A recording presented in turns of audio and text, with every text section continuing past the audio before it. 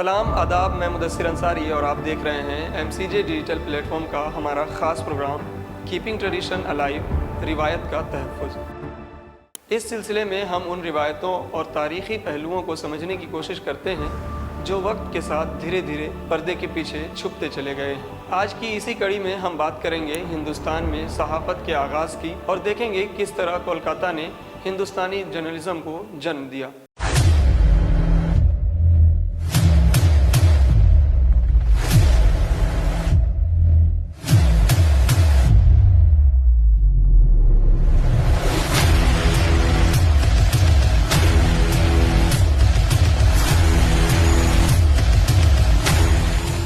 अखबार जो सिर्फ खबरें नहीं देते थे बल्कि समाज, सियासत और हुकूमत के बीच एक नई बहस को जन्म देते थे। 18वीं सदी का हिंदुस्तान एक गहरे बदलाव के दौर से गुजर रहा था और ब्रिटिश ईस्ट इंडिया कंपनी धीरे धीरे मुल्क के अलग अलग हिस्सों पर अपने कदम मजबूत कर रही थी। इसी दौर में बंगाल का शहर कोलकाता, जिसे उस समय कलकत्ता कहा जाता था, सिर्फ एक व्यापारिक बंदरगाह नहीं रहा बल्कि तिजारत, हुकूमत और नए अफकार का मरकज बन चुका था। यह वही शहर था जहां यूरोप से आने वाली नई तकनीकें, विचार, छपाई की मशीनें सबसे पहले पहुंची। प्रिंटिंग प्रेस की आमद ने एक नई फिक्री इनकलाब की नींव रखी। इसी माहौल में भारत में पत्रकारिता का जन्म हुआ। यही वजह है कि कई इतिहासकार कोलकाता को इंडियन जर्नलिज्म का मदरलैंड भी कहते हैं। भारतीय सहाफत की कहानी सन 1780 से शुरू होती है। इसी साल एक आयरिश असल के सहाफ़ी जेम्स अगस्टस हिकी ने भारत का पहला प्रिंटेड अखबार जारी किया, जिसका नाम था हिकीज बंगाल गैजेट।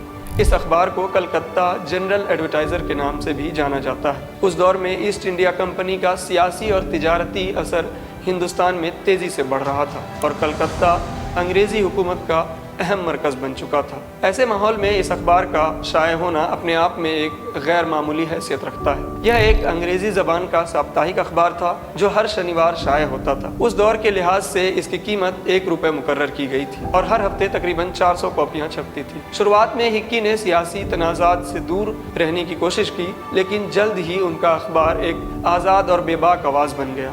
उन्होंने अपना मशहूर नारा दिया, open to all parties but not influenced by none, यानी हर राय के लिए खुला मगर किसी से मुतासिर नहीं। हिकी ने ईस्ट इंडिया कंपनी के अफसरों और उस वक्त के गवर्नर जनरल वारेन हेस्टिंग्स की पॉलिसियों पर खुलकर तनकीद की। उन्होंने करप्शन, जब्र और जंगी पॉलिसियों पर भी सख्त मज़ामीन लिखे, जिसकी वजह से उनका अखबार अंग्रेज़ी इंतज़ामिया के लिए एक बड़ी चुनौती बन गया। हिकी पर कई मुकदमे चलाए गए और उन्हें कैद भी किया गया, लेकिन उन्होंने जेल से भी अपना अखबार जारी रखा। आखिरकार 30 मार्च 1782 को अदालत के हुक्म पर उनकी प्रिंटिंग प्रेस और टाइप्स जब्त कर लिए गए और हिक्कीज बंगाल गैजेट बंद कर दिया गया। इसके बावजूद यह अखबार हिंदुस्तान में आज़ाद, तनकीदी और जुर्रतमंद सहाफ़त की बुनियाद रखने वाला पहला अहम मरहला साबित हुआ। हिकी के बाद कलकत्ता में अखबारों की एक नई श्रृंखला शुरू हुई। सन 1784 में कलकत्ता से एक अहम अखबार द कलकत्ता गैजेट जारी हुआ, जिसे उस दौर के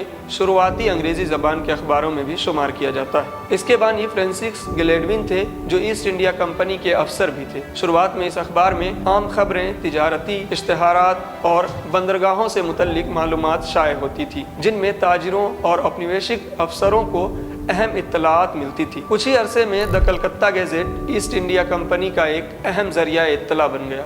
इसमें सरकारी हुक्मनामे, फौजी तरक्कियाँ, मुलाजिमों की नियुक्ति और इंतज़ामी ऐलानात शाये किए जाते थे, जिसकी वजह से इसे औपनिवेशिक इंतज़ामिया की अधिकारी आवाज़ भी माना जाने लगा। इसी दौर में द बंगाल जर्नल और द ओरिएंटल मैगज़ीन जैसे प्रकाशन भी सामने आए। इन अखबारों ने यूरोपीय समुदाय और व्यापारियों के बीच सूचना के आदान प्रदान का माध्यम बनने के साथ एक उभरते हुए सार्वजनिक विमर्श की शुरुआत की। इन शुरुआती अखबारों की सबसे बड़ी विशेषता यह थी कि उन्होंने भारतीय समाज में सूचना, बहस और सार्वजनिक राय की संस्कृति को जन्म दिया। पहली बार लोगों को यह एहसास हुआ कि अखबार सिर्फ खबरों का माध्यम नहीं बल्कि समाज को प्रभावित करने वाली ताकत भी हो सकती है। 19वीं सदी के शुरुआती दशकों में पत्रकारिता का स्वरूप बदलने लगा। अब हिंदुस्तानी दानिश्वर भी इस माध्यम की ताकत को समझने लगे थे। इस परिवर्तन में सबसे महत्वपूर्ण भूमिका निभाई समाज सुधारक राजा राम मोहन राय ने। उन्होंने 1821 में बंगाली भाषा में एक अखबार शुरू किया जिसका नाम था संवाद कौमुदी। यह अखबार सिर्फ समाचार पत्र नहीं था बल्कि सामाजिक और धार्मिक सुधारों की आवाज भी था। इसमें सती प्रथा के खिलाफ लेख, शिक्षा के महत्व पर विचार और सामाजिक सुधार से जुड़े मुद्दे प्रमुखता से प्रकाशित होते थे। इसके कुछ ही समय बाद राजा राम मोहन राय ने फारसी भाषा में मिरतुल अखबार नाम का एक और अखबार शुरू किया। उस समय फारसी प्रशासन और उच्च शिक्षा की भाषा मानी जाती थी, इसलिए इस अखबार का प्रभाव व्यापक बौद्धिक वर्ग तक पहुंचा। इसी दौर में हिंदुस्तानी सहाफत को एक और अहम मुकाम हासिल हुआ। 1822 में कलकत्ता से जामे जहानुमा नाम का एक अहम अखबार जारी हुआ जिसे उर्दू सहाफत की शुरुआती बुनियादों में खास अहमियत हासिल है। इसके एडिटर मुंशी सदासुख लाल थे। यह अखबार शुरुआत में उर्दू जबान में शाये किया गया, लेकिन चंद ही शुमायरों के बाद इसे फारसी में तब्दील कर दिया गया, लेकिन इसमें उर्दू का मुकर्रर सफ़ा भी शामिल किया जाता था। इसकी एडिटोरियल पॉलिसी ज्यादातर इत्तलाआती और हुकूमती मिजाज की थी, जिसमें सरकारी ऐलानात, दफ्तरी खबरें और आम मालूमात को जगह दी जाती थी। कुछ ही सालों तक जारी रहने के बाद लगभग 1826 तक यह अखबार बंद हो गया, लेकिन इसने हिंदुस्तान में उर्दू पत्रकारिता के आगाज का एक अहम मरहला कायम किया। कलकत्ता में शुरू हुई पत्रकारिता धीरे धीरे एक बड़े आंदोलन की शक्ल लेने लगी। 1818 में श्रीरामपुर मिशन प्रेस से समाचार दर्पण नाम का एक बंगाली अखबार प्रकाशित हुआ, जिसे भारतीय भाषाओं के शुरुआती समाचार पत्रों में शुमार किया जाता है। समय के साथ बंगाल और कलकत्ता पत्रकारिता का एक अहम मरकज बन गया। यहाँ से निकलने वाले अखबारों ने तालीम, समाजी इस्लाह और सियासी जागरूकता को बढ़ावा दिया। आगे चलकर यही पत्रकारिता भारत के आज़ादी के आंदोलन में भी अहम जरिया साबित हुई। 19वीं सदी के आखिरी दौर में कलकत्ता से प्रकाशित होने वाला अमृता बाजार पत्रकारिता ब्रिटिश औपनिवेशिक पॉलिसियों के खिलाफ अपनी तेज और बेबाक पत्रकारिता के लिए मशहूर हुआ। इस अखबार ने भारतीय राष्ट्रवाद की सोच को मजबूत करने में अहम किरदार अदा किया। इसी दौर में कलकत्ता की सहाफत ने एक और मजबूत और बामकसद रुख इख्तियार किया। 1853 में हिंदू पेट्रोइट नाम का एक अहम अंग्रेजी अखबार सामने आया, जिसे शुरुआत में गिरीश चंद्र घोष ने जारी किया और बाद में हरीश चंद्र मुखर्जी इसके एडिटर बने। यह एक साप्ताहिक अखबार था जिसकी एडिटोरियल पॉलिसी खुलकर औपनिवेशिक नीतियों की तनकीद पर आधारित थी। खासतौर पर इंडिगो रिवोल्ट के दौरान इस अखबार ने किसानों पर हो रहे जुल्म को बेनकाब किया और ब्रिटिश हुकूमत के खिलाफ एक मजबूत आवाज बनकर उभरा। इसके बाद 1861 में इंडियन मिरर जारी हुआ, जिसे देवेंद्रनाथ टैगोर की सरपरस्ती में और बाद में केशव महाराज की निगरानी में चलाया गया। यह भी एक साप्ताहिक अखबार था जो समाजी इस्लाह, तालीम और सियासी बेदारी को बढ़ावा देने के लिए जाना जाता था। इसकी एडिटोरियल लाइन ब्रह्मो समाज के अफकार से मुतासिर थी और इसने मध्यम वर्ग में एक नई फिक्री जागरूकता को पैदा किया। इसी सिलसिले में सहाफत सिर्फ सियासत तक महदूद नहीं रही, बल्कि अदबी और फिक्री मैदान में भी अपनी जगह बनाने लगी। 1872 में बंगा दर्शन का आगाज हुआ, जिसे बंकिम चंद्र चट्टोपाध्याय ने शुरू किया, जिसकी एडिटोरियल पॉलिसी अदब, तहजीब और कौमी शऊर को फरोग देना थी। इसमें अफसाने, तनकीदी मज़ामीन और समाजी मुद्दों पर गहरी बहस शामिल होती थी। इसी प्लेटफॉर्म के जरिए बंगाली अदब को एक नई पहचान मिली और पढ़े लिखे तबके में फिक्री बहस का दायरा वसी हुआ।